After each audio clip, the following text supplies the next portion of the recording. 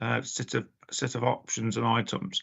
But I think people were looking for some clarity around timescales or whether that could be provided at times. And I know it was mentioned about the website as well and linking to the website. So I think if we can get some clarity around those, and I know it is a long list and it will take time, but the more clarity we've got, the more we can look into how these things are going and the timescales, so we can tell our residents how long we're likely to expect for these to happen. So I think that was just a general point that was raised at OSC, and also I think Councillor Curtis raised it at Cabinet the other week. So again, I think it's just some feedback, really. Thank you very much indeed for that. Moving on, do we have any, we've got a couple to be confirmed, lessons regarding green technology, retrofits, and then to discuss the fresh food strategy. Councillor Petrovic, have we had any updates on that? Yeah, so the project that Rosemary has presented in the last meeting has now come to an end, and they're producing a report which should be available in the next couple of weeks. And we have spoken to Ellie as well in terms of how we can then take that forward and potentially look at incorporating in the South Warwickshire local plan. So we should have the update in the next meeting. And then the short briefing note about HVO is incorporated in effect into the public participation notes. The next item on the agenda is funding for home energy efficiency upgrades, and we were to receive a presentation on this one. Yeah, Leah is joining us on Teams today. Hi everyone. Welcome, Leah. We have met many times, but welcome to this climate change panel. Yeah, thank you. Thanks everyone for having me. Just the purpose of this is just to briefly let everybody know about the work that we've been doing to try and utilise as much of the government funding for energy efficiency upgrades for homes as we can, and to let you have the chance to ask any questions. We're trying to let as many people as possible know about these programs. So if you do come across anybody that you think might benefit from them, please do let them know about them. So I'll just share my screen. Always a challenge. There we go. So try and keep it as brief as I can. So I'm the Housing Sustainability and Engagement Officer. We do have all this information on our website, so we can provide you with that web link if you need it after the presentation. So the current schemes, there's two schemes that are currently live. There's the Home Upgrade Grant Scheme, which is in the second phase, so we call that HUG 2. That's funding from the Department of Energy Security and Net Zero, which aims to increase the EPC of all homes to C or above. Obviously, the main goal is to improve the warmth of people's homes and the affordability of fuel, reducing their energy bills and carbon emissions. And that funding is goes through to the 2025, the end of this current financial year. And then there's another scheme, which is the Energy Company Obligation, known as ECO, and we're into ECO 4 at the moment. We're not actually just quite live with that one yet, but that one isn't actually a grant. It's an obligation that the government puts on energy company suppliers to upgrade, again, homes that have poor energy efficiency. And but it's sort of applied in a similar way. So I'll go through the details of all of these, and there'll be a chance for you to ask questions along the way. So for HUG 2, the main thing with this scheme is that it's only eligible for properties that are off gas. They don't use gas for central heating or any heating in their home. They can have gas for cooking, but not be on the gas network for heating. So that's quite a challenge to find those properties, although there's quite a lot of them in our district in the more rural areas. The home has to have an energy performance certificate of worse than a D, and their household income has to be under £36,000. Now that has recently changed. It used to be 31,000. This financial year, that's gone up to 36. So we're hoping that might make a few more people eligible for the scheme. Interestingly, for this scheme, the household can have savings, and those are not included. So that's important, because that does mean that people can be eligible even if they do have money in the bank. In terms of what the scheme can provide, it takes a fabric first approach. So the fabric of the house needs to be upgraded before any clean heat is applied. So that means basically making sure that the insulation is up to scratch as far as possible, and putting in draft proofing and that kind of thing before any low carbon heating is installed. But we have installed quite a lot of solar for the previous iteration of the HUG scheme, and it looks like we'll probably go a similar way with HUG 2. And we're working with Axon Energy, who are obviously a long-term sort of energy charity in the district. They are contracted to provide customer journey support for this program. So they look after all of the applications and customer support and customer service, and some of the reporting requirements for us as well. And they also obviously know a lot about all of the schemes that are available. So if a resident calls and isn't eligible for this scheme, Axon Energy may be able to refer them to another scheme. And we've contracted with E.ON to provide the installation services for this program. So once a home is deemed eligible and the occupant is also eligible, then E.ON go in and do a retrofit assessment. So the home has to be fully examined and a recommendation put in place as to what measures are appropriate, which is important to note, because residents sometimes want to sort of cherry pick a measure that they would like, but unfortunately it has to be an approved or a recommended measure. So sometimes they don't really want what's recommended, unfortunately. So that's a very, very brief description. There are some challenges, mainly, as I said, identifying properties and people that are eligible for the scheme. We are, at this point, we're doing mail outs to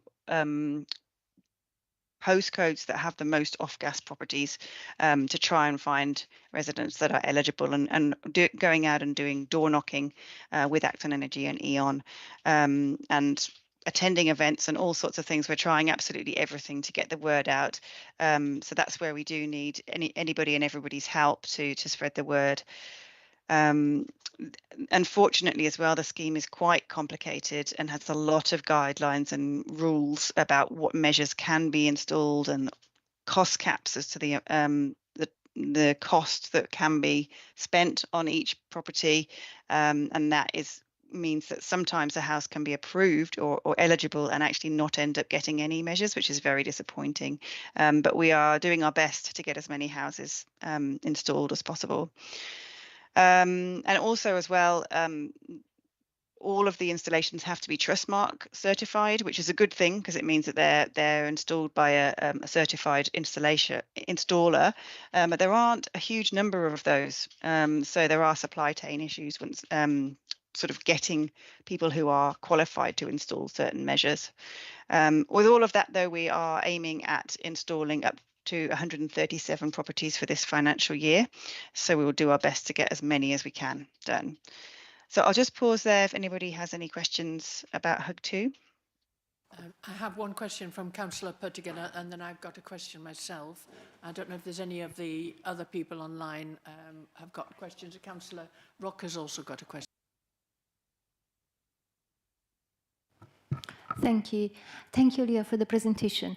I have quite a lot of park homes in my ward, and they are non-main gas off-grid properties, but I think it's quite hard for them to apply for HUG 2.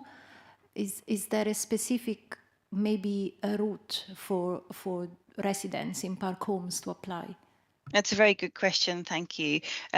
Yes, park homes are eligible, and it's the same application process for them, but the government has deemed that we can only install up to 10% of our properties for this scheme as park home properties, which means we need to install 9 other homes before we can install 1 park home. So that is unfortunate, because it means we actually have quite a few park homes already applied and eligible, and they are now waiting for us to build up that headroom to be able to install their measures. So that is something that we have fed up. We're in to the department to say, look, we have a large proportion of park homes in this district, and it's a high area of need. Obviously, those are some energy poor buildings, so we do have that as a high priority ourselves. And we've even asked, because we're in a consortium with the Midlands Net Zero Hub for this programme, we've asked that if there's any spare capacity across the hub with any local authorities that don't have park homes, could we use some of their allocation? So we're waiting for confirmation of that. Hopefully we might be able to do some things sort of later in the scheme. Okay, I'll ask a question myself, because I do know that when the review of the original Green Deal pilots was done, that mobile homes was one of the ones that was highlighted as being an issue right the way across the West Midlands. So it is disappointing that restriction is on. But my question is mainly about conservation and listed buildings. Are you finding that is an issue, and have you been able to find a way through, getting this money into those areas that are restricted by conservation requirements? Yeah, thanks. We have, obviously that is an issue, particularly some of the older homes do tend to be either in a conservation area or listed, and that does present complications, partly for the retrofit assessment, in that for older homes some measures aren't appropriate, and it does have, obviously there's a whole retrofit coordination process where measures have to be deemed appropriate, and there's an interaction model specifically for older homes.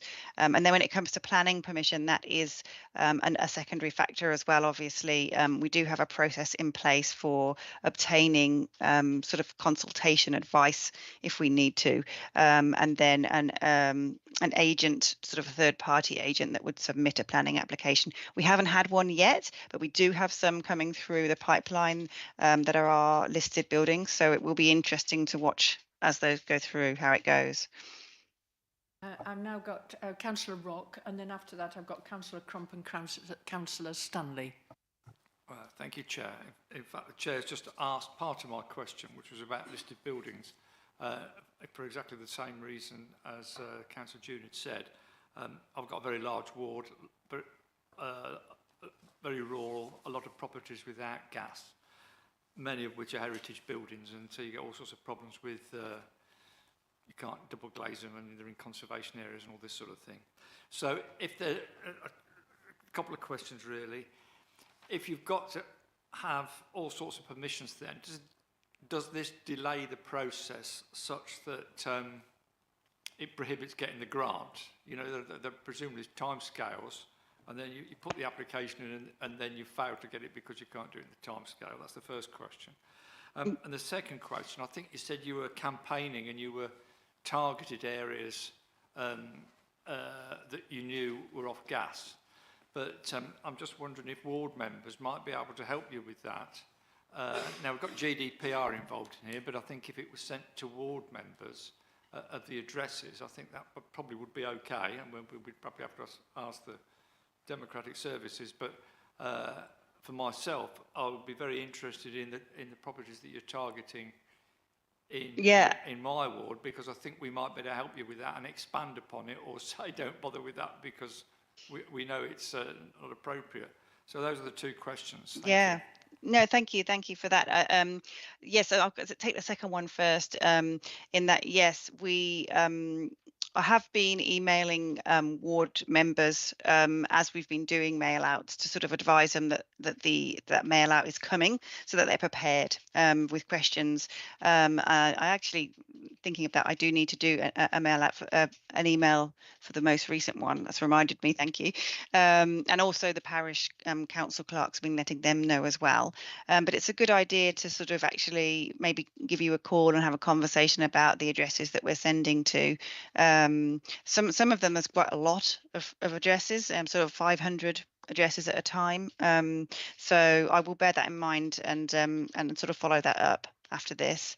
And then in terms of the application delays for planning and so forth, yes, the short answer is yes, it does create a delay. But because there's a whole another year of this programme left, that doesn't mean that they won't happen. It does mean that what is a long process is even more prolonged if there's planning involved. But that's the reality of any planning sort of application process, unfortunately.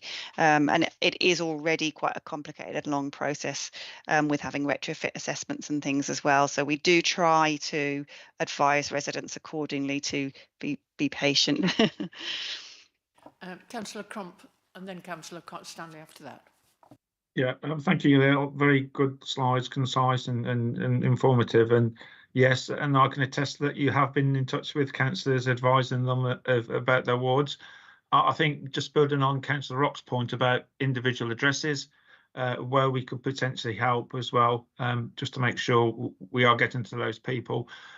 And sometimes, and this is not meant to sound derogatory, sometimes they are more amenable to being approached by a local councillor who they know rather than an officer, because obviously in some areas we do have case of rogue traders and people coming around potentially selling things. Yeah, sometimes I'm almost implying that councillors could be considered quite trustworthy there, so it's a good thing. So yeah, more than happy to help. And again, just building on Councillor Rock's point about individual addresses, whether we can help.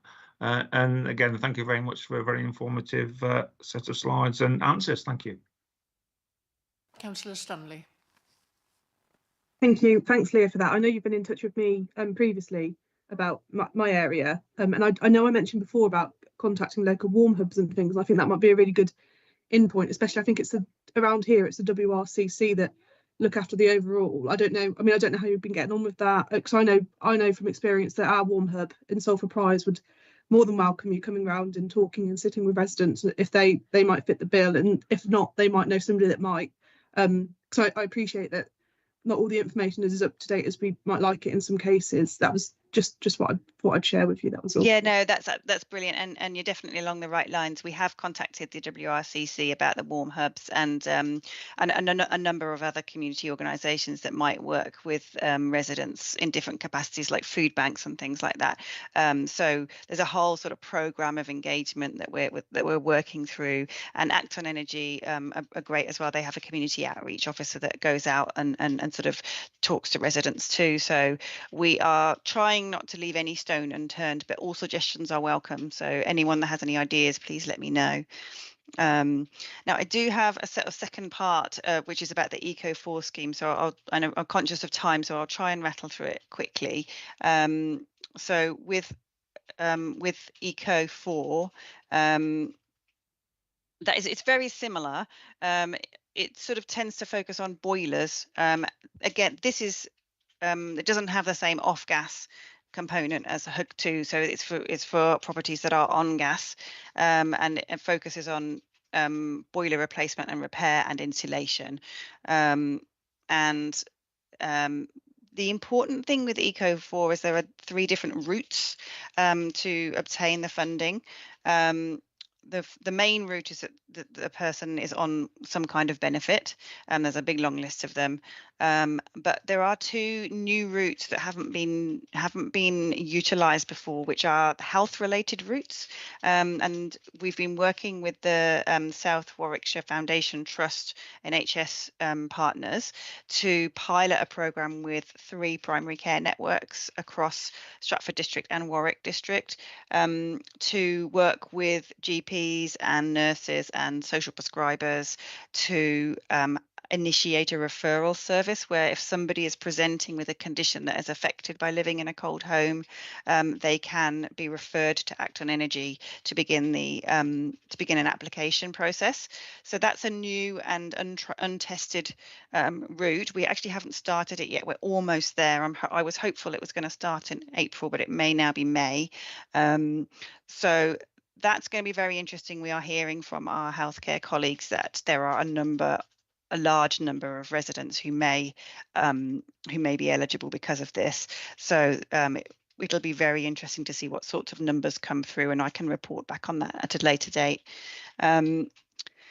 Again, we're working with Acton Energy to process applications. There's a different installer for this scheme, Instagroup. Again, they function as a sort of management service where they subcontract installers for different measures, and also the NHS South Warwickshire Place Partnership Group and the Foundation Trust, who are sort of auspicing the scheme and helping us connect with the primary care networks. The challenges for Eco4 are the fact that it's a new process with the healthcare route. We've had to sort of invent it ourselves, even though the scheme guidelines state that an NHS professional must provide confirmation of a health condition. There was nothing in place to sort of help that process happen. So we'll be working out a process from scratch for that. So obviously we do know that our NHS colleagues are quite challenged in terms of their workload already. So we are kind of concerned about whether or not they will have the capacity to sort of even just watch a training video that we're going to provide them to explain it, and yeah, we're hopeful that there will be take up. We'll watch this space basically. So any questions on Eco4? The only question I've got is what time frame is government request? What kind of the delivery of it? What is the format? Yeah, that goes through to March 2026. So there's another couple of years to go with this one. And given that it's the fourth iteration, I guess there's likelihood that it will continue as well in some form after that. Unless, are there any other questions? Because I think that you said the eco schemes are a little more developed than the HUG 2 schemes. But I'm glad that they've got a little bit more time frame in there, because we do need to work with partners on delivery, particularly with GPs and the health service on that one. So any other questions that anybody's got? In which case, I'd just like to say thank you for... Oh no, Councillor Pertogether, you've come in. So if we know of residents that might be eligible for Eco4, so what is the best referral process? At the moment, we're working with the Stratford Central Primary Care Network and the Dean and Stour Primary Care Network. So if they are a member, or if they attend any of those practices, then they would be able to very soon talk to their provider about it. But if they're not at the moment, there's not really a channel. Like I said, it's a pilot with just those primary care networks in our district to start with. So apologies, we can't roll it out across the whole network. We really want, they volunteered to be guinea pigs, those two primary care networks, to really sort of nut out the any teething issues with it. Councillor Rock, and then we will move on after that. Thank you. So your last question, does that mean the other primary care networks will be following up when we've done the rollout with those two then? We hope I'm so. obviously Yeah. Thinking of the east. Yeah, we kind of go one of two ways. I think either it'll be too difficult and it won't work, or if it does work, we might get inundated and have a lot of referrals. And in that case, we're kind of poised for whichever way it's going to go. We've said we'll give it sort of 6 months, and then if it's going well and everything seems smooth, then we can probably quite quickly roll it out to other primary care networks if they are willing. There's a little bit of technical work they have to do to sort of upload a referral template onto their electronic system and that kind of thing. So there has to be a sort of capacity and willingness for them to participate. Given their desire to join in, there would be no barrier to it going across the district. Okay, thank you. No, that is good news. And please just keep us updated. Maybe a little while, a few months, half a year or whatever. Just make sure, probably before winter, just finding out how it's going forward and whether you need more help from us any others, let me know. I certainly Okay. will. Thank you very much for your time, everybody. Okay, that's appreciated. Moving on, we have public participation, and we've got a range of questions from the public that we've got. The first one is John Knight. Would you like to come forward to the microphone and sort of ask your question, and we can get an answer? Is John Knight here? No? No. In that case, we'll move on to the... Oh, yes, okay. The question really is about road traffic congestion and whether or not we are on our website being updated on traffic implications and the transport planning. Well, basically, most of the transport plan is a county council matter. We have a role to play in it through our planning department, but the local transport plan 4, I think it is a county council one. One of the things we are wanting to work with the county council on is a next iteration of the local transport plan to take into account the particular concerns of our district. And we are having ongoing conversations with the county council and our county council colleagues. Perhaps we need to make sure that that is on the website. But as I say, most of the transport issues are a county council matter. I hope that is a useful, if Mr. John Knight is listening in. The next question is from John Stott. Welcome, John. Would you like to come forward to the microphone?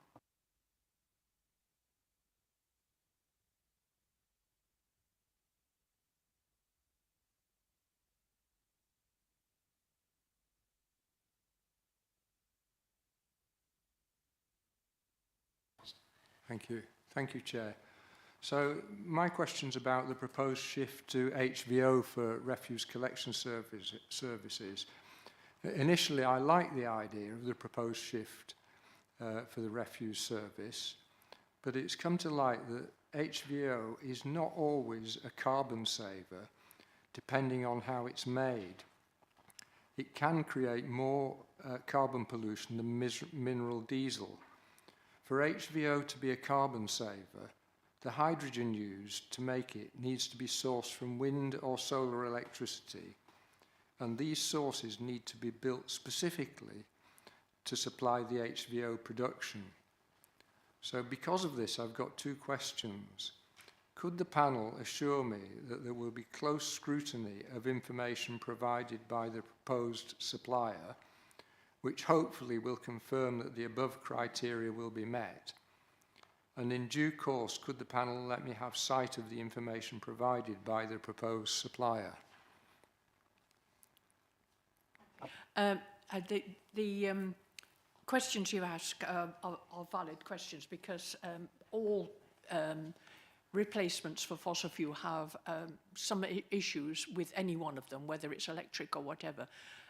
We have to remember that we've got a real problem, and that is the getting away from fossil fuels and using ways to do that in a transition. But absolutely agree with you. It has to be done in a way that is environmentally sustainable. I've made it very, very clear right from the very beginning that we have to have the proper certification about where the sourcing is, that it should come from waste materials.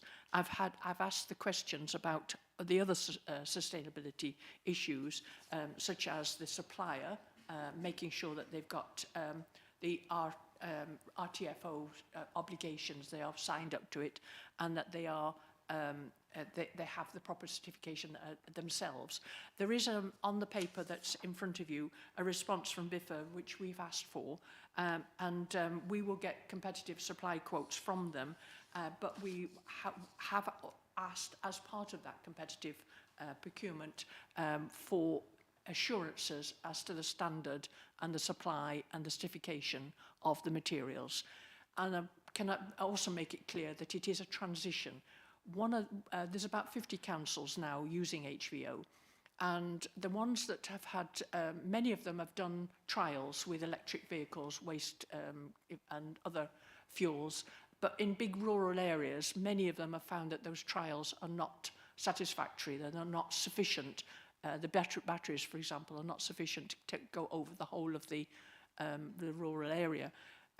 So many of them are using this as a transition, but it is key that we should move on to either electric biomethane or other sustainable fuels as they become available.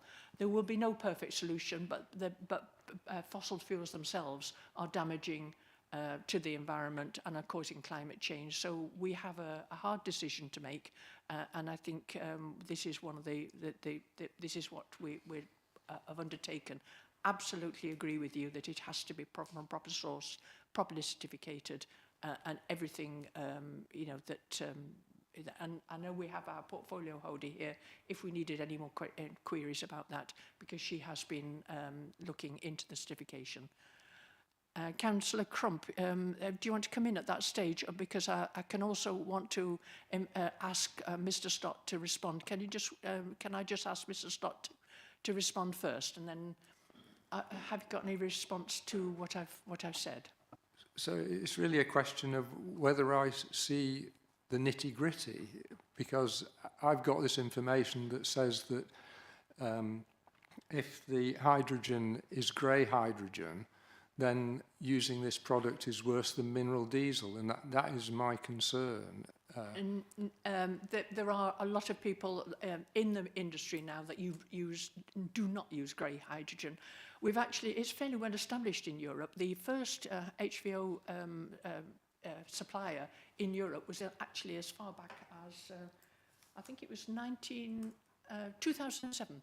2007, so it's a fairly well tested in Europe. It's new to this country, and that's why we're a bit more nervous about it in this country. But I agree with you, it must not be grey hydrogen, it must be renewables, and that's part of the certification schemes. And there was a...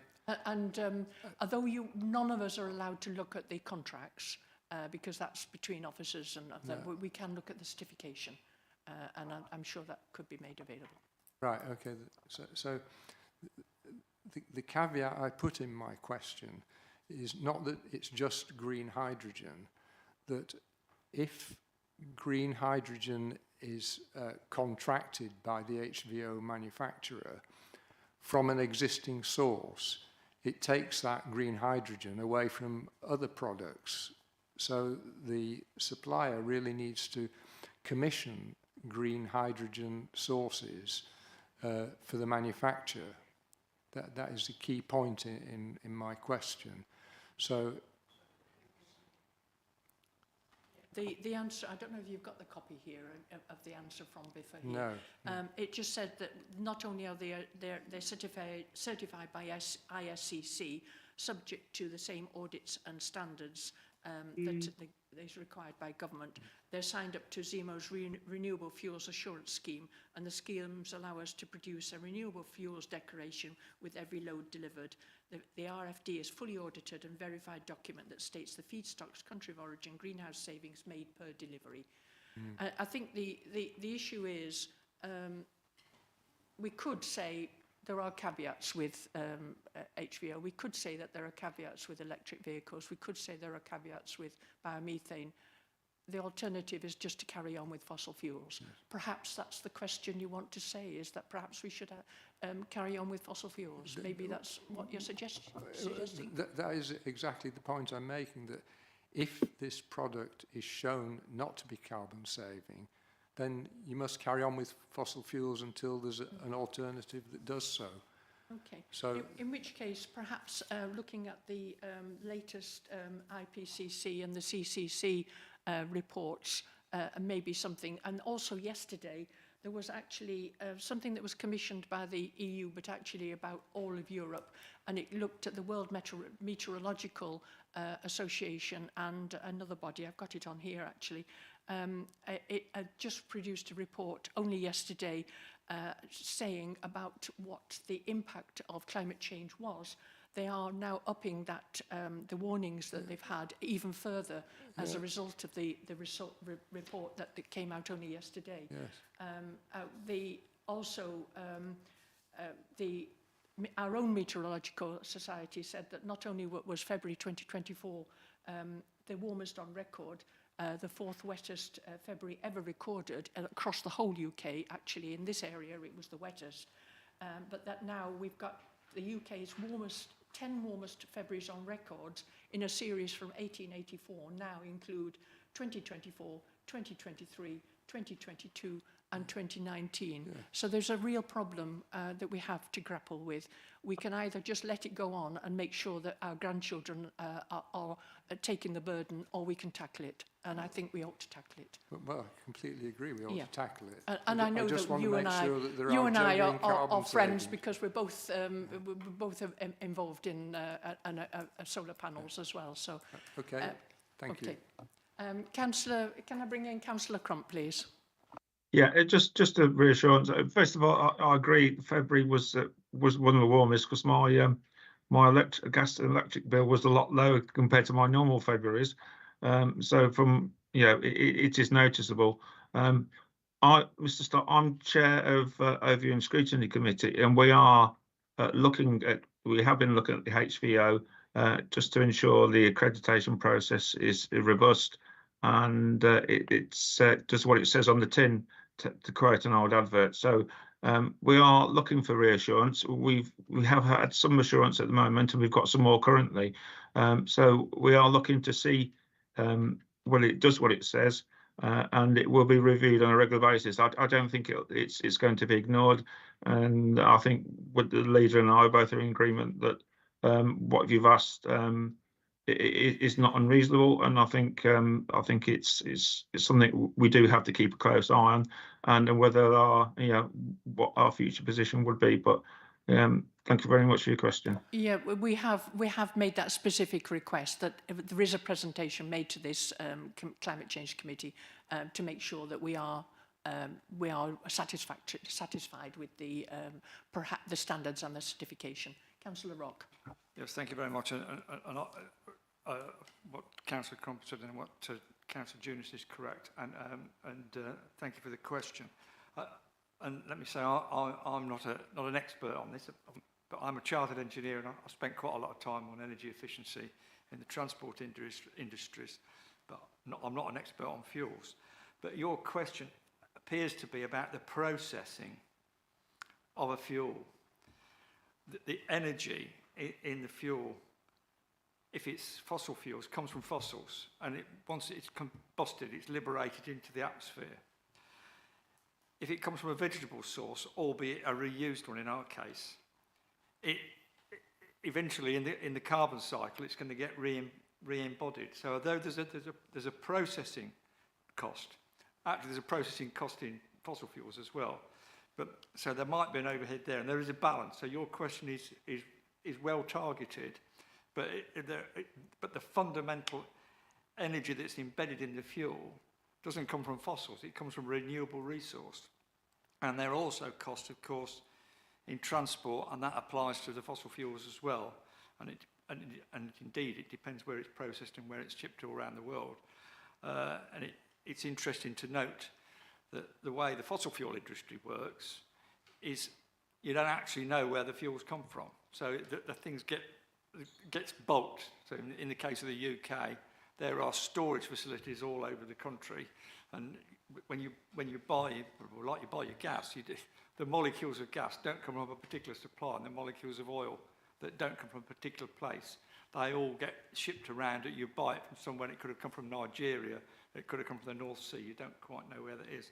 So it's not easy. There is no simple black and white solution, but as the just to interject, I don't know whether you know, but 80% of our North Sea oil actually never gets sold in this country. Thanks for the question anyway, but it's a long debate. We could talk a long time for it, so it's probably appropriate I keep quiet. It's something we get quite passionate about. But thank you very much indeed for bringing that question, because making sure that the proper certification and standards are followed is absolutely crucial. It's something that we are passionate about, that should be done. Okay.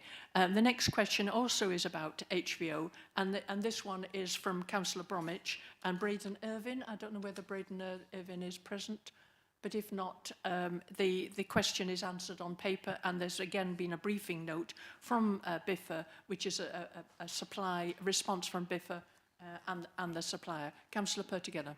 No, just a process. Are the replies, the responses to the public questions be published online on our website, or? They haven't been, but if the panel would like to publish the questions or just to send them to the people that asked them, then we can do that, whichever you prefer. It certainly should be made clear to the people that are raising questions, and it probably is better to have it on the website for clarity. Just that, you know, that we would want to adhere to the very highest possible standards and using waste materials and not using not from irrefutable. Okay. Yep. Can I suggest, as routine, when we get questions, we should publish the responses on the website widely as possible in the interest of transparency. I would make that recommendation that we do that on this occasion and in the future.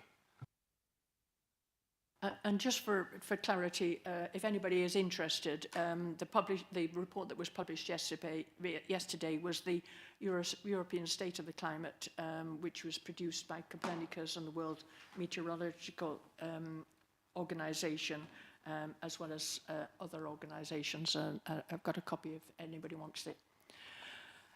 The next question was from Julie Hudson. Is Julie present? Would you like to come forward and put your question?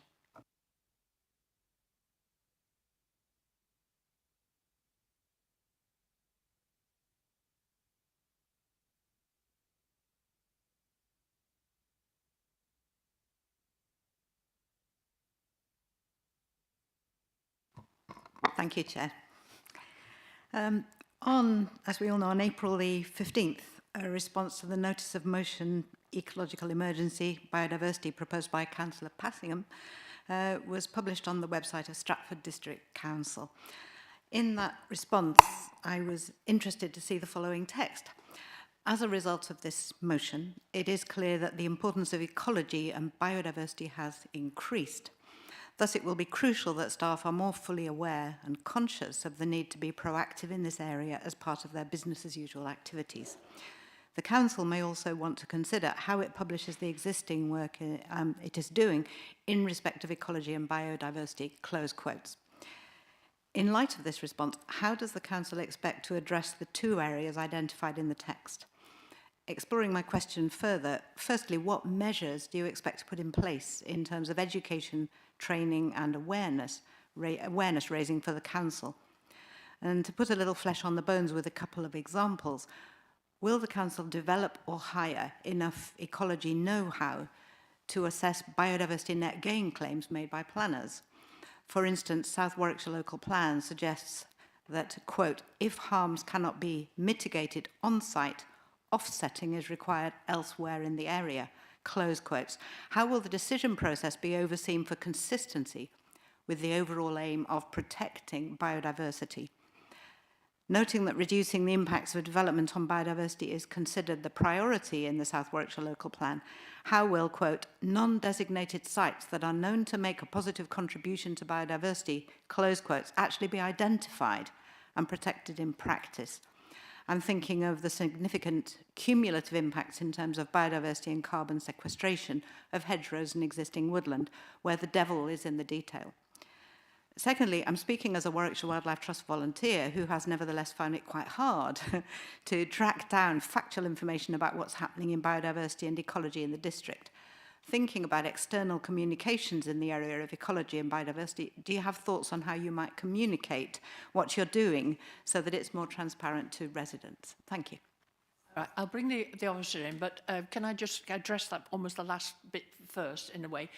Communication, absolutely, absolutely crucial that we do that. And the second one is, I have already declared, but I am a trustee of Warwickshire Wildlife Trust, and thank you for being a volunteer for them. I'll bring in the officer, Eleanor Warren. Hi, I'm just going to go through in points, if that's okay, to make sure that your answer is provided in full. So the first question you've raised around training, you've kind of preempted something that's further down the agenda, because one of the things we are looking at doing is rolling out carbon literacy and climate adaptation training across the council for staff members and elected members as well. That'll be quite a comprehensive training programme, because we are very aware of the importance of increasing awareness throughout the entire workforce. So biodiversity would definitely be included in that because of the importance of responding to the climate and ecological crises in tandem. In terms of the local plan, I don't want to speak on behalf of any of my development colleagues, but we do have an arrangement already with the Warwickshire County Council where we work with their ecologists. So we have constant ecological advice coming in from chartered ecologists within our local plan. It's also worth noting that Stratford District and Warwickshire, all the Warwickshire District and Borough councils were one of the leaders within England to develop an environmental offsetting scheme. So what's recently been brought in as a statutory instrument by the government to deliver biodiversity net gain, Stratford District Council has already been doing and has been doing for some years. So we're a bit ahead of the curve on that side, but obviously because it's now been brought in as a statutory instrument, that work will carry on. Non-designated sites, so including the awareness of carbon sequestration and trees, existing woodland, basically everything that you've listed in your question will be considered through the local plan evidence base. More detail will be published as and when we get to the relevant stage in the local plan process. And just to echo what Councillor June had said, really, I completely agree that one of the things we can do better is to communicate what we are doing around ecology.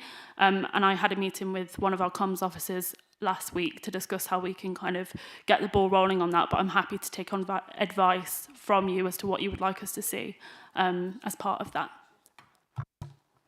Yes, Councillor Rock. Thank you very much for your question. For my sins, I sit on the South Warwickshire Local Plan Advisory Group, and I can tell you that the environment and biodiversity is something that we spend a huge amount of time to make sure it's going to be incorporated in the plan. And I've been involved in planning as an amateur because I'm a councillor, but for a long time. But it's incredibly complicated making a local plan. And your question says, how is it going to be overseen? Well, of course, we've got to get a planning policy established first. And once we do that, we have mechanisms for overseeing it. I think there's a fair amount of cynicism about loopholes from offsetting. Offsetting is a second choice. If you can deal with the on-site mitigation in various ways, that's the best way to deal with it. But from time to time, you can't do that. And I know there's a lot of criticism of the credit system. We'll see how that works. But I can assure you, it's not something that's not forgotten about. We spend hours talking about this stuff. But we work within a regulatory environment in the planning system that is challenging, to say the least. So thank you very much for your question. And just to finalise that before I bring in Councillor Stanley, we are actually discussing at the moment about how to invest in upgrading our website. There is a new officer coming on board, a green space officer, and just about the local plan, it has to go through quite a strict examination process, and with many of these things will be examined during that examination process. Otherwise, it doesn't get through. So we have to be really dot the I's and cross the T's to make sure that the local plan is fit for purpose. And Councillor Stanley. Yeah, no, thanks for the question. It's a really interesting one for me, actually, because I used to work for a environmental consultancy a few years ago now. So I used to sit with the ecologists in the office and hear all about the biodiversity and the net gain and the mitigation and offsite. And I do think, I don't know if it's something that we have authority to do, but maybe we could look at contacting the private consultancies, environmental consultancies, just to see what they face on a daily challenge, because they do try mitigate as close to where is possible, I suppose, is what I'm trying to say, rather than offset. Because I appreciate that biodiversity net gain is quite complex, but it doesn't have to be on site, and sometimes when it's off site, it can be miles away to where the site is. But just thanks for the question. I think it's a really interesting and great question to hear. Yes, indeed, and I can say from experience that the Warwickshire County Council's ecologist is well respected right the way through the whole movement, because he was one of the first ones to ever think in this kind of way about making sure that biodiversity is not lost and that it's replicated and improved. So he has been leading on that one. And we've learnt from him. Councillor Pertigena. Yes, and thank you so much for your very timely question as well, since we just passed the motion yesterday. And as I said, I like to see more sites designated as biodiverse and nature-rich areas in the district, and hopefully this can be integrated in the South Warwickshire local plan. We always have calls for sites for housing, and I like to see some call for sites for these very important places that we need for biodiversity, but also for cooling our urban places and our other areas as well, because obviously with climate change. So thank you so much for your question. Thank you very much indeed. It's really appreciated that you've brought it forward. And our next question, it's unless you've got a follow-up question at all. I was just going to comment on a question that came up yesterday, which is, I appreciate that there will be more staffing and training, but will you have enough people to look at this? Because it's likely to be quite labour intensive once you start getting down to detail, and having the right philosophy to avoid the question, the sort of thing you just mentioned on loopholes. Well, maybe cynical, but obviously they are a risk if you haven't got the right mindset. That is certainly something we recognise, and the officers certainly recognise that. So it is part of their planning to make sure that we do have the resource available to cover our to do the job properly. Okay, thank you. Next question is from Stephen Curry. No, not present. He was asking about could the climate panel give the public a progress status report and the specific action plans with milestones and quantified targets for an array of activities. And I believe this is something that Eleanor Warren, I was demoting her to being a councillor, Eleanor Warren is working on. That if you were able to just briefly cover that. Yeah, I know that Stephen has raised this previously, and I think it is important that we have more kind of clear and specific milestones. And as Councillor Junan says, yes, we are working on this at the minute. We're updating our climate change strategy on the whole. Sadly, these things take a little bit of time, especially when it's being done kind of alongside the existing projects that we're working on with the climate and biodiversity focus. But hopefully within the next few months there should be some good progress on that. I've engaged with the service areas already, so we are on the case basically. Okay, and the next question then is from Amanda Doyle, and is Amanda present? Oh, she's watching on YouTube. Well, I'm glad that you're watching, Amanda. Which is a question about staffing, that Warwick District Council reports having 10 members of staff working on climate programmes for more than 3 days a week. Stratford reported having 0, though this would presumably now be 1. I think it's a matter of how those, the naming of the staff and the designation of the staff is done, but I don't know whether that's something, Eleanor, you've been able to look into, but I think it's probably more aware. For example, if we've got a planning officer whose role is to look mainly in biodiversity and where biodiversity goes, is that person or she classed as having working on a climate programme, or is that person classed as being a planning officer it may be that as different councils use different policies on this one. What do you think? I work with Warwick quite closely, and off the top of my head, there's at least 6 climate change officers, including a climate adaptation officer, climate engagement officer. Sorry. So that would be perhaps something where we could perhaps ask and talk to them about.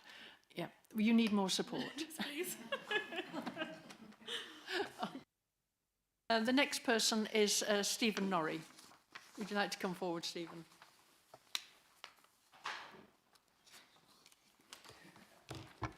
Hello, thank you. So my question is about community wealth building. For those who don't know about community wealth building, it's sometimes referred to as the Preston model. There are some good articles in The Guardian you can search up if you don't know about it for a quick bluffer's guide. The core of the idea is that big local institutions redirect their spending locally and collaborate on strategies for spending that money. But my specific question is that I was pleased to note that the minutes for the climate change panel on 9th of January included an action point for members to discuss community wealth building with officers. Can you update us on the outcome of those discussions and the next steps the Council is planning to take, and whether you are talking to the Centre for Local Economic Strategies or other local anchor institutions, e.g. the RSC or the hospital, etc., about the establishment of an anchor network? I went to the presentation, I think it was by somebody from the local economic strategies and took on board what was the place then. We are certainly trying to develop the partnerships, whether it's as formalised as what we would call community wealth building, I don't know. Eleanor, have you got any input into that at all? The update on what kind of conversations are going on? I have to be honest, it's not something that I've had a chance to look at as of yet. But it's something that we have raised, and it's a matter of time. As Eleanor said, she is only one person. But we are developing, for example, in the Big Green Week, we're working with the RSC on that. When we're working, I know that we are working, and I thank you for showing me around the Climate Hub. It was really good to be able to come around there. And we are working, for example, with parish councils through the climate change engagement education programme. So we're building those kind of networks and beginning to develop those anchors, but whether we've classified it as community wealth building is probably we've not yet done so. But thank you for that. It is something that we do need to take a bit further. Who else is there somebody else wanting to come in? Councillor Pertugela. Yes, thank you, Chair. I was wondering whether we could have the Centre for Local Economic Strategies maybe invited to one of the climate change future sessions, and maybe Lauren Bond to come and tell us, and maybe we could open it to other councillors as well, so that we can see how their strategy align with ours, or whether we could do more to achieve that model if we do want to adopt that model. Thank you. That's an excellent suggestion. I've heard what she had to say, well, the local representative had to say, but I think that would be an excellent idea to be able to bring it to the panel. So can we lay it in your hands that an engagement will be made? Okay, thank you. And you want to carry on with the next question? Yeah. Next part of the question. I suppose the question is, if I'm here, am I talking to the right people? Because I know that the economic strategy is in the hands of specific councillors. Would it be worth trying to talk, for instance, to George Coucher about this? Because I'm not sure if this is something in his thinking. So would you recommend that I try to set up a meeting with him and talk to him about this? I think he would appreciate it, actually, because his son actually already works for an organisation that works with the community wealth, so he's probably fairly familiar with it. So it might be something that he would welcome. Okay, thank you. Thank you very much indeed for that. And the next question is from Sarah Springett. Is Sarah here, please? No? Sarah asked the question. Her question, I don't know whether she's listening, is why do you refer to the climate change as an emergency? As a scientist and a follower of good science, I can tell you that the climate has been gradually warming since the last mini ice age a few thousand years ago. The rise in CO2 followed some 200 years later in response. CO2 is the gas of life and encourages the growth of trees and plants, which do not only supply us with O2, but help reduce the temperatures naturally. I think we have a crisis, we do have an emergency, but it's certainly not the climate. Thank you for listening to my concerns. Sarah, thank you for raising this. I actually did my very first research project was on looking at the changes that came after the last mini ice age, looking at a core from a peat bog from the Lake District and being able to map the changes that had occurred as the ice age ended. Most of my career since then has been either with, my PhD was in botany originally, and I did a lot of research on the way in which food plants were able to or not able to adapt to changing climates around the world. And I've worked in energy efficiency and climate change, and have actually produced climate change reports myself. But some of the latest material that has come out, it just shows that it is not just about CO2, it's about the level of CO2. We have now got to a level of CO2 that is quite frankly dangerous.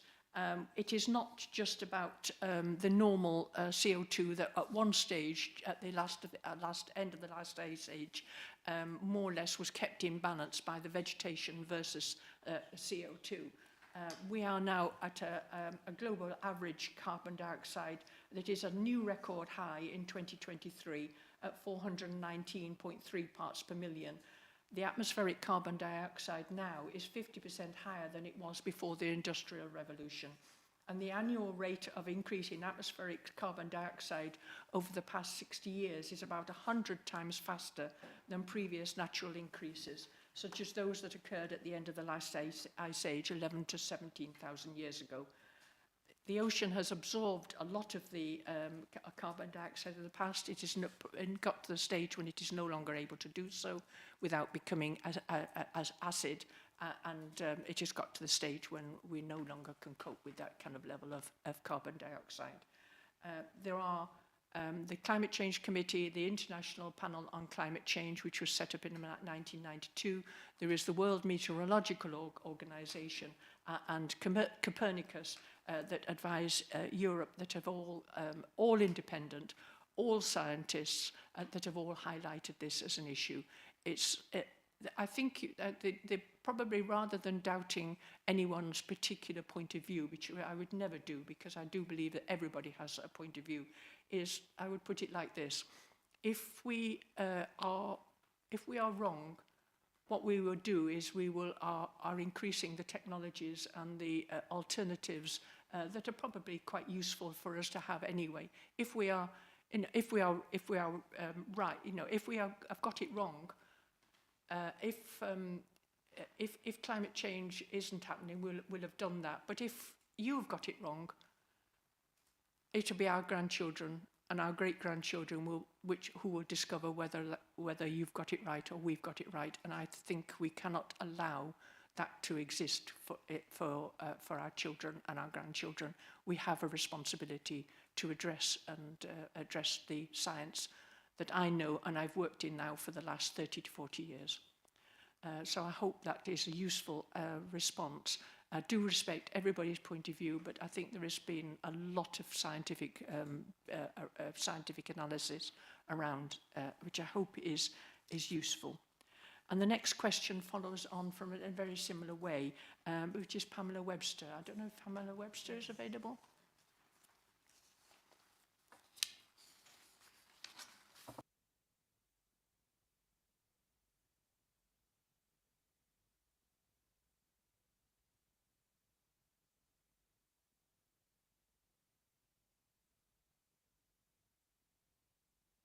Oh, yeah, okay. Right. My question is slightly similar. Net zero is flawed science and based on manipulated statistics to benefit corporate interests. Many dissenting scientists and experts' views have been silenced if they don't agree with the narrative or the consensus. The predictions of impending catastrophe for net zero are based on computer models such as those excessively exaggerated models created by Professor Neil Ferguson for foot and mouth outbreak in 2001, resulting in mass slaughter of livestock, devastation of farmers and livelihoods, including suicides, BSE, mad cow disease from 1986, and the COVID pandemic of 2020, resulting in worldwide destruction of the economy post-2020.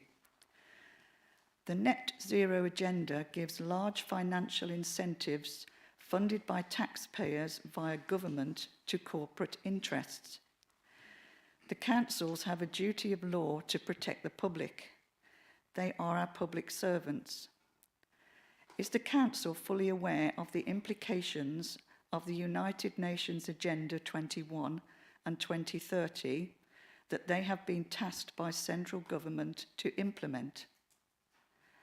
Has the council studied the requirements of, for example, closure of all UK airports except Heathrow, Belfast and Glasgow by 2030? These airports are also to be closed by 2050. Has the council got a robust food security plan when UK lamb and beef production is to be reduced to 50% by 2030 and phased out completely by 2050 to achieve net zero? Especially given that the Netherlands, a large supplier of food to the UK, and which is the second largest producer of food, that 3,000 farms have been closed for net zero reasons, and the remaining farms are scheduled to close. Has the council carried out a risk assessment or impact assessment on these issues and how they will affect the economy, human health and well-being? All these issues will impact on our families and future generations of not only the general public, but also the lives and future of the council employees and their families also. Thank you indeed for your point of view. Yeah. We are a democracy, and therefore we are allowed to all put our points of view. It's a point of view I don't agree with, but it's because I am a scientist and I've worked in this area for 30, 40 years. And I was taught to be independent and to review the science. But I do appreciate that you've come to us to put your point of view, and it is respected that you're allowed, that in this country, in a democracy such as ours, you're allowed to put that point of view, even if we don't agree with you. Okay, I don't know if anybody else has got any questions that you would like to put. Councillor Bahatch. Hi, hello, thanks for coming in. I'd just like to put some things back to you. Putting all the net zero things aside, which I feel like we're not going to be able to persuade you otherwise, many of the measures that the council and the government are trying to put in place to address the issues will actually make our world a better place anyway. So if I could give you a few examples. People living who suffer from vehicle pollution would very welcome more cars being electric and more people going on public transport. And one of the first deaths to occur because of environment was a little girl in the 80s, 90s, I think, who died of pollution. These are the kind of issues that we're trying to address by reducing our carbon. We're also trying to address the destruction of nature by reducing our carbon emissions and increasing biodiversity, which is good for our well-being as well as addressing carbon issues. We're trying to reduce waste. You know, none of us want to see tons of plastic being, shipped over to third world countries. Again, by reducing consumption, these issues are being addressed. And finally, to your reference to farmers, I'm in the farming community and I don't know of any farmers who don't believe that they are suffering because of climate change. You know, regenerative farming will make our countryside a nicer place to be in, and it also addresses carbon emissions. So and if I might add to that, it was this district council that set up 25 years ago. I was leader at the time, Act on Energy, and the basic thing about that one is to make sure that it's not just about addressing climate change. It's about addressing people's bills and making people more comfortable in their own homes. If you're able to heat a home comfortably and prevent somebody from getting ill, but at half the cost because you've done the proper insulation. So the addressing climate change has actually got benefits that we're able to pass on to people, and that's one of the things that this district council has done, and certainly through our local plan and through our biodiversity local plans, we want to make sure that we're leaving a better world behind. But you know, we do have to address. It's if we don't address it, and you know, that if we don't address it, and we're wrong because we haven't addressed it, it will be our grandchildren that will suffer if all that's been predicted comes about. So we need to be able to give a better quality of life anyway, and make sure that people don't suffer from high bills, lack of food, or lack of green spaces. So it's about making a better world anyway. Yeah, I agree. And obviously I would like to see a better world, and I would like to see the environment looked after and no trash and plastic waste and things like that. But to address a few more issues, one earlier issue that you mentioned to me about studies that were done on global warming. There was a study done called the GRIP study. It was participated in with 8 scientists from 8 countries, and it was done back in the 90s, and it was ice cores that were taken in Greenland, and they drilled down several meters thick down into the ice, and they had reliable temperature data that went back over thousands of years, and the temperatures were much warmer thousands of years ago than they actually are now, and then the temperatures dropped to the Little Ice Age in about 1800, I think it was, and then the temperatures have been rising since then. So the data that we're shown is we're not being shown the full graph and the full picture, that we have the temperatures up here, went down for the Little Ice Age, and we're here. So, you know, that one I find, you know, that people are not paying attention to that. And also we talk about the use of electricity and changing to electric vehicles. There's a number of issues there.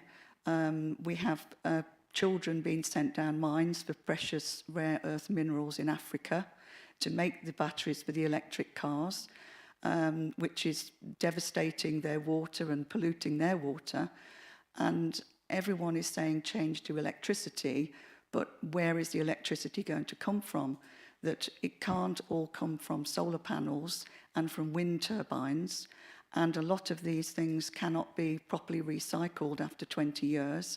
They can't extract all the precious metals out of the solar panels. They can strip them off the outside, but then they have to just chop up the glass panels because they're sandwiched together, and currently there are no methods of recycling those. So I see that as an issue. I see that everybody's electricity bills and energy bills have gone up because of all the green subsidies, so we're not actually saving money. And then regarding producing, I mean, also we in this country are responsible for just 1% of greenhouse gases in the world, and it is costing us all a lot of money and will lower our living standards. And when we talk about producing electricity, there are forests being absolutely devastated in Canada, and they're all being cut up and produced, made into wood pellets and shipped across the sea on diesel vehicles to be burnt in power stations, and we've been told that it's green, and yet we know because wind and solar are intermittent, the electricity is not reliable to be produced when the wind's not blowing and the sun's not shining. And so we have to have power stations standing idling so that they can be fired up when needed so the grid doesn't go down. And this costs as much, if not more, to keep the power stations idling as if we were running them full time. And yet, you know, we're doing this to put these bio pellets into the power station that's devastating habitat and forestation in places like Canada. So there's a lot of it to me that doesn't add up. And I am saying this because I am concerned about future generations, and I'm not certain that we're going down the right route, because there are a lot of scientists also that don't agree with it and have very good studies and have put forward very good data, but because it's not with the narrative, they're being dismissed. And there are an awful lot of very large global companies and individuals who are making an awful lot of money out of this green agenda. So that is my concern, that we're not having a proper open debate on it. I'm not saying here, I'm saying... Thank you for that. There have actually been thousands and thousands of scientists that have been working on this, and I would say 99.99 agree. Well, they have, but they are getting the funding. Anybody that doesn't agree with it won't get the funding, so... There is... There are issues that certainly have to be supported, and one of the other jobs that I did was worked on the circular economy, and we certainly have to get better at that, making sure that waste is properly handled, and that we do not waste, and that we source materials responsibly. But we certainly got a difficult thing that we have to tackle, and our children, our grandchildren will have to tackle. But I do appreciate you coming to put your question. Yeah, okay. Thank you very much indeed. Thank you. I appreciate you for answering. Thank you.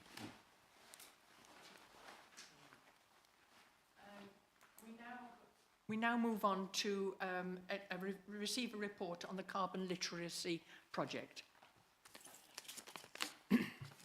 Hi everyone. It's just a quick update really on the production and delivery of a carbon literacy training schedule across the council. So just to give a bit of background as to what carbon literacy training is, it is an accredited training programme delivered by the Carbon Literacy Project.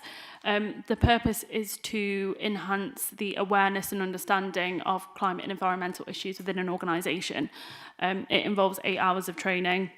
And it requires the person who undertakes that training to make a pledge as to how they will increase their sustainability both within their personal and professional lives. So we are currently in the process of developing a carbon literacy programme. This will see colleagues and members take part in carbon literacy training sessions. And we will also include a supplementary session on the importance of adapting to climate change as well, so it won't just focus on mitigation. It will make sure that participants have quite a well-rounded understanding of both adaptation and mitigation. And we are currently looking at what level of accreditation the council should pursue. As part of this, there is a need for us to do some comms and kind of pledges with leaders and members as to how they are going to basically increase their sustainability. So just a bit of a heads up that I'll be sending some information round about it and maybe asking if there would be anybody who would be willing to participate in the training. So that's it.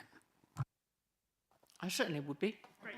Okay. That's what I want to hear. Yeah. So I think I've got on, but I can always learn. There's never a time when you can't learn. So I'm happy to, if I've got time in my diary, to make sure that I take part. All right.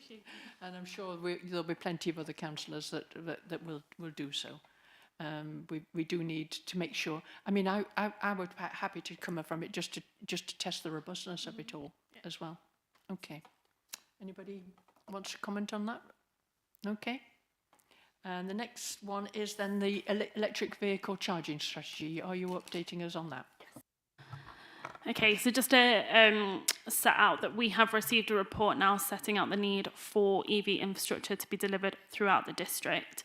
The report focuses on council-owned car parks only because it then gives us direct jurisdiction over the recommendations of the report. Initial findings within that report show that EV usage within SDC is forecasted to increase by 1,200% by 2035. To meet the demands of these EV drivers, the number of charge points that will need to be installed will need to be increased by 19 times that which is currently installed.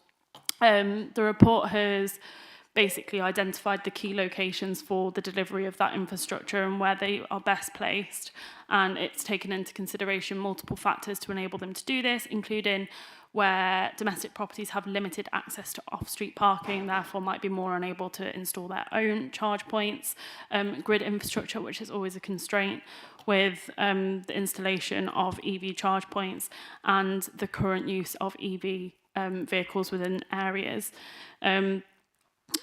It shows that a significant amount of kind of thinking is needed to basically figure out how we are going to deliver the recommendations of that report, but it is being prepared at the minute with various financial models and will be going to the Cabinet in July.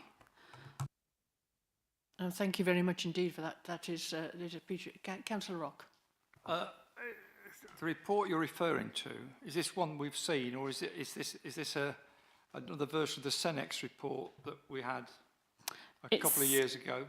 It's a new report, so you won't have seen it yet, but we're just finalising it with the consultants at the minute. But okay, we've been asked for progress reports, so just to confirm we've had it. If I can ask a supplementary on that then, because to my astonishment, one of my local pubs has now got an Osprey charging station, which is high-powered rapid charging.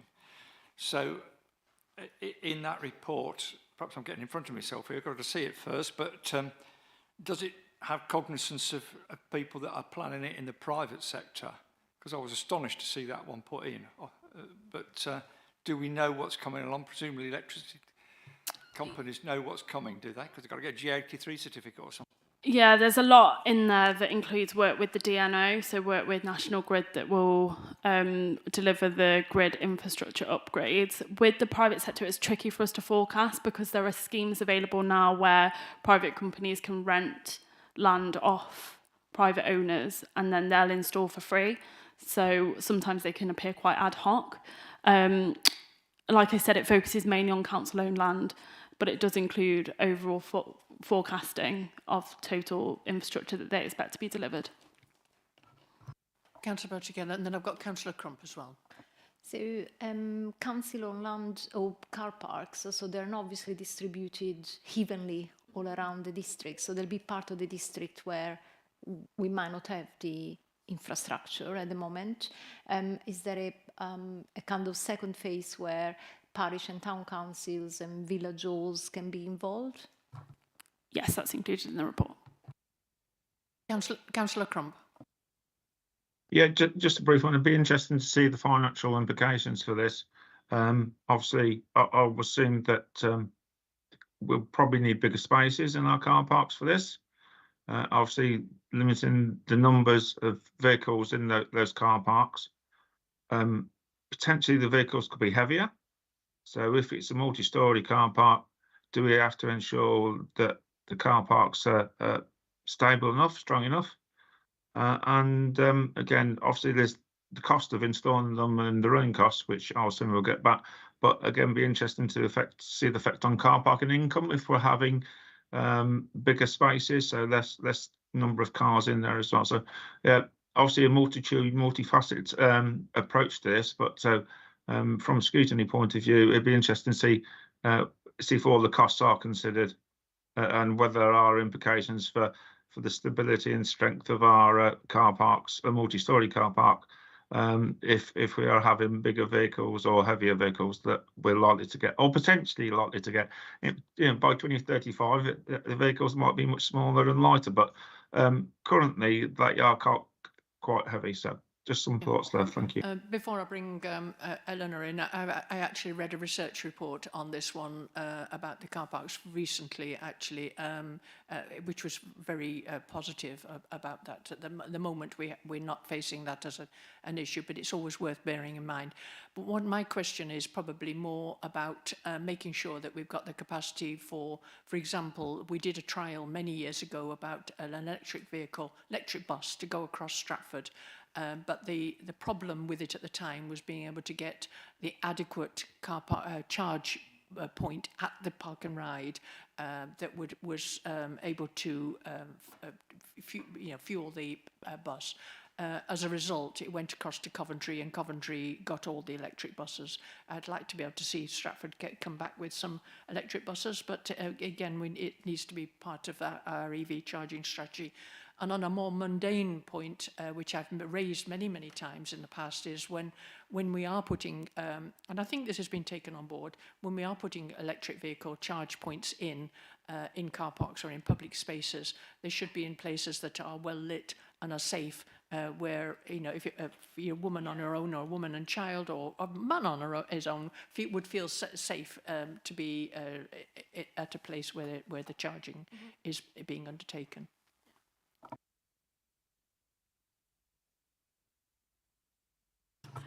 Yeah, it does include some stuff on coaches, electric coach points, and I completely agree with your second point around the need to include a consideration of user safety and good layout within the car parks as well. I don't know if anybody else has got any questions, but one of the things that I'm very keen on, I do believe in, that we've got technological solutions, but and they have to be deployed at scale, but they mustn't be the only thing. So we also have to do a lot more about reduction of use, and that's one of the things about energy efficiency, is to reduce the actual load on the national grid in the first place. So to make sure that there is the electricity for other things. The second thing is, I know that I am involved with a solar panel farm, but there are others across the district, and maybe they are perhaps a source of electricity as well as the national grid, that maybe we need to consider when we're doing planning permissions for solar on roofs, or solar farms, or solar on leisure centres, that where that electricity is going to and how it's used. On that note, I don't think I've got any other questions, unless there's any urgent business. Has anybody got any urgent business? If they haven't, can I declare the meeting closed? Thank you. And thank you very much for your attendance. I really do appreciate